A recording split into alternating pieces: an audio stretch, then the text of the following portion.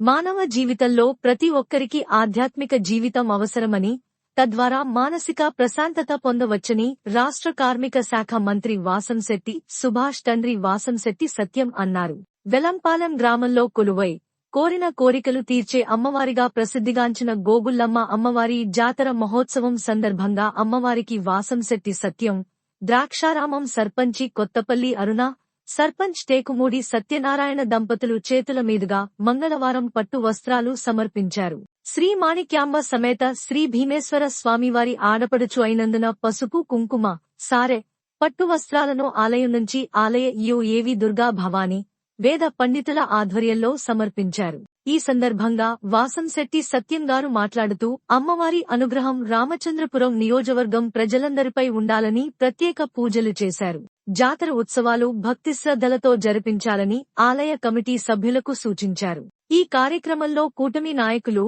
గ్రామ ప్రజలు, భక్తులు పాల్గొన్నారు.